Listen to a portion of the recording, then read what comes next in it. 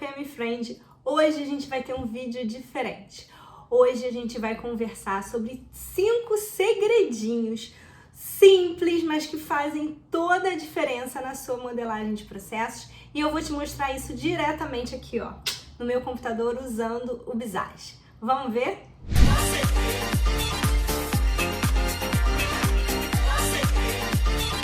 Para começar, a gente precisa sempre lembrar que modelagem de processos tem um objetivo maior de todos, que é o entendimento, a compreensão do processo. Ou seja, o modelo do processo, ele é um instrumento de comunicabilidade. E nós, seres humanos, o nosso cérebro, a nossa mente, tem algumas coisas que facilitam esse entendimento e outras que dificultam o nosso modelo cognitivo. Uma das coisas que ajuda muito no entendimento é uniformidade. A gente ter determinadas coisas para as quais a gente não precisa chamar atenção no modelo organizadas, certo? Isso ajuda muito no entendimento. Então, deixa eu mostrar para vocês 5 coisas que dificultam o entendimento, que parecem muito simples, mas quando vocês verem depois o exemplo na prática, o processo antes e o processo depois, vocês vão ver como é que faz diferença. E eu vou mostrar para vocês que o Visage tem alguns recursos que ajudam a gente com isso. Então vamos lá. O primeiro ponto é o nome da atividade. O nome da atividade, existe uma boa prática que sugere a gente trabalhar sempre com verbos no infinitivo. Ou seja, elaborar, revisar, começar o nome da atividade com um verbo no infinitivo e não com um substantivo.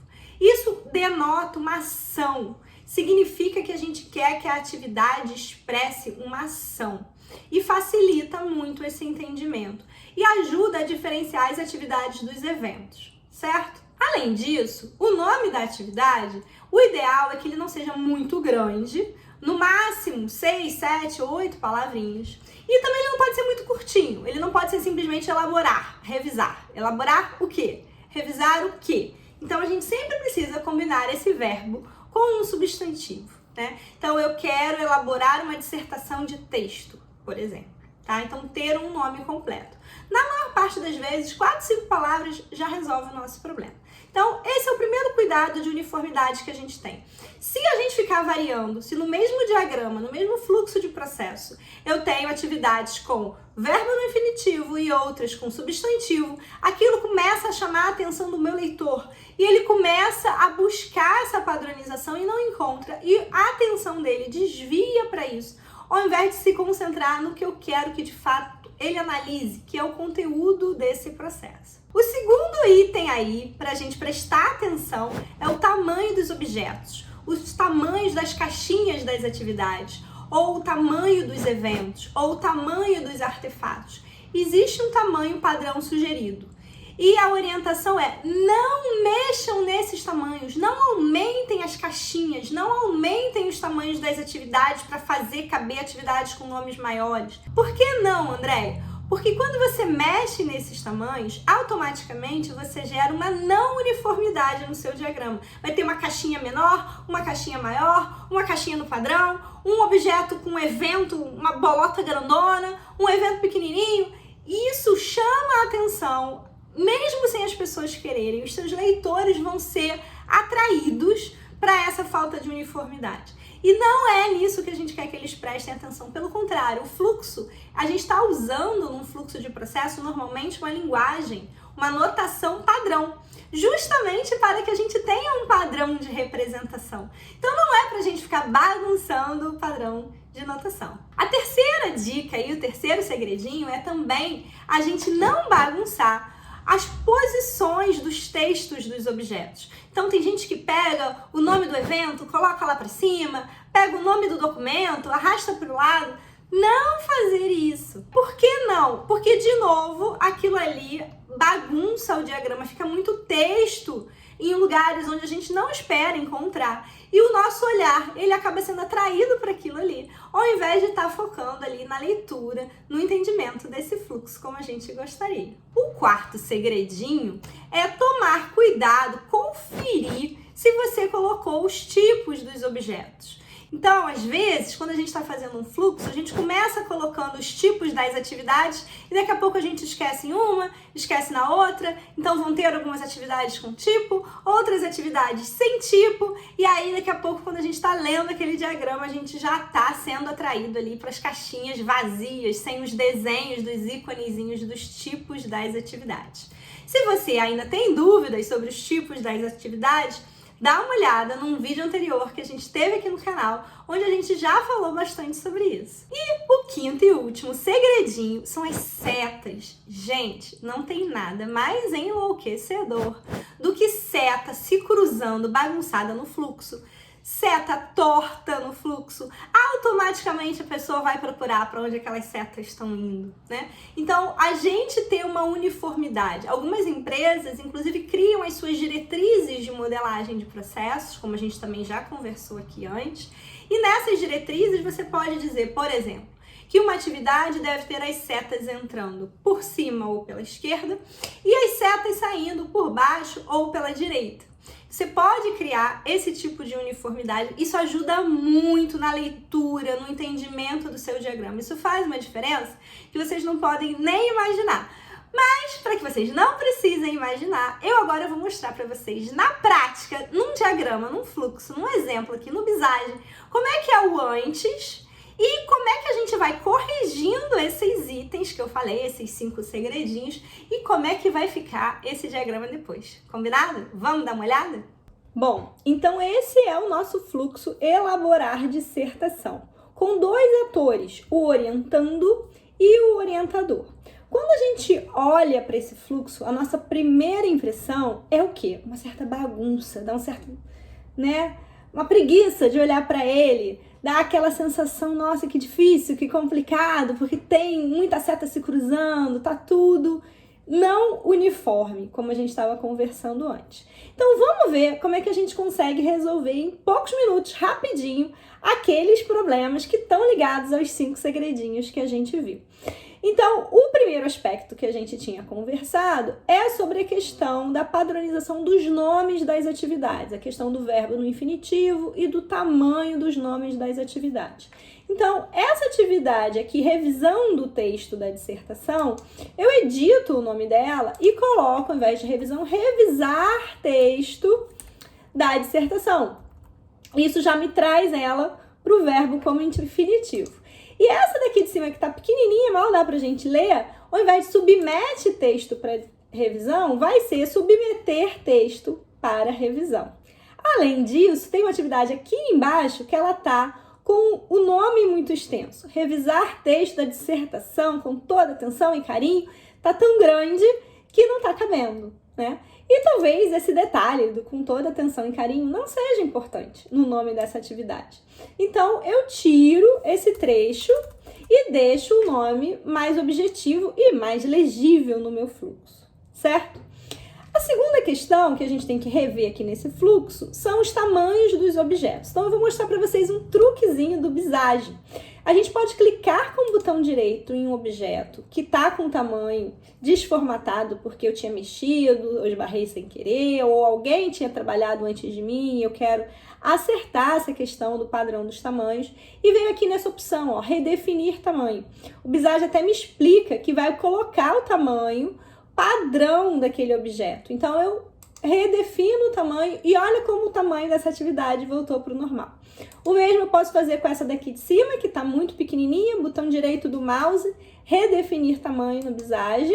Opa, agora já dá para eu ler o nome dessa atividade. E eu ainda posso fazer isso aqui, ó, com também o evento final, que tá também uma bolatona enorme, muito maior do que o evento inicial. A gente percebe que tem uma diferença entre os dois. Eu venho aqui redefinir tamanho e também trago ele para o tamanho normal. Quando eu faço isso, a partir do momento que os tamanhos foram ajustados, algumas setas se bagunçam um pouquinho, eu posso arrumar essas setas. Como é que eu arrumo essas setas, Andréia? Basta eu arrastar, clicar no objeto e arrastar ele segurando o Shift do meu teclado e eu consigo organizar um pouquinho aquilo ali, certo? Bom, o que mais? E agora, qual é o próximo item que eu tenho que olhar? Tem uma atividade aqui que está sem o tipo da atividade.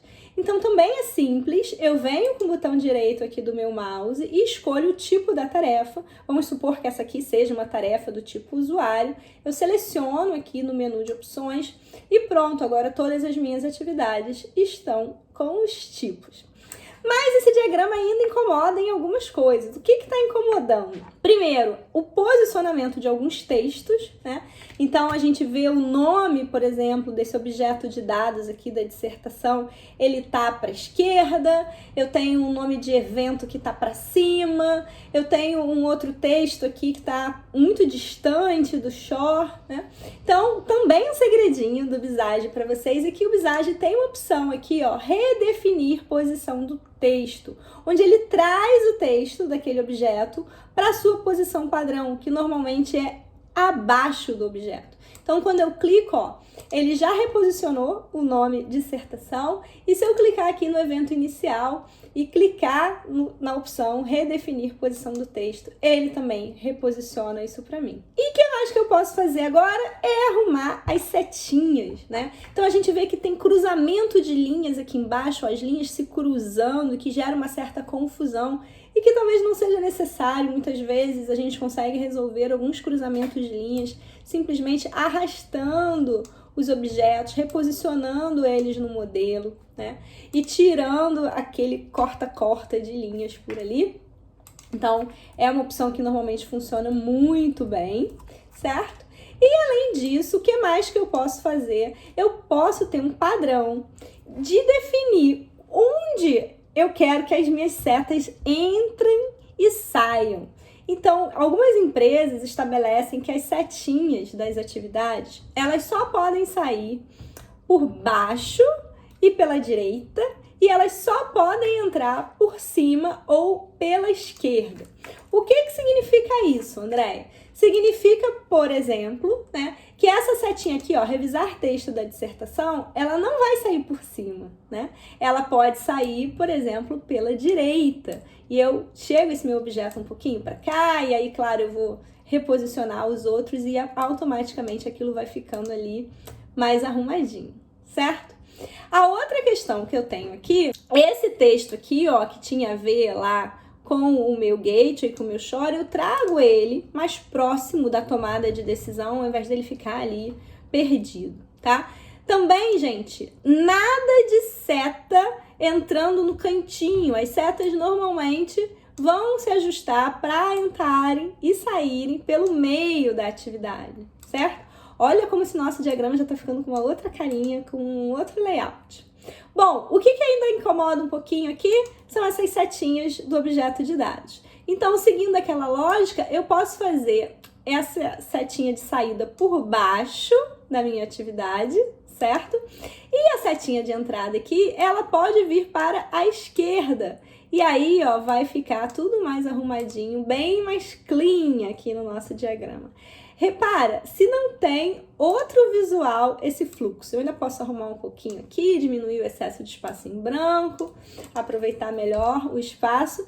Agora eu vou colocar na tela para vocês o antes e o depois, e vocês vão ver como em poucos minutos e com alguns ajustes e até mesmo com a ajuda do Visage, a gente conseguiu melhorar esse diagrama incrivelmente. Diz pra mim, faz ou não faz diferença na hora de ler esse fluxo e entender esse diagrama?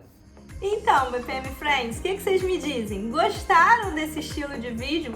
Bem mão na massa, bem prático, mostrando um pouquinho assim da minha tela para vocês? Ajudou? Aprenderam coisas novas? Se sim, não deixa de dar o seu like nesse vídeo. Clica aqui para se inscrever, para você ficar sabendo toda vez que a gente publicar conteúdo novo aqui no nosso canal da Deca no YouTube para vocês. Ativa o sininho para você receber em primeira mão as novidades, ficar super antenado com tudo que está rolando aí na área de BPM. Segue a Deca nas redes sociais, a gente está no Instagram, no Facebook, no LinkedIn. E quarta-feira que vem, às 19 horas, a gente está de volta com mais um conteúdo bacana da área de BPM para vocês. Até lá!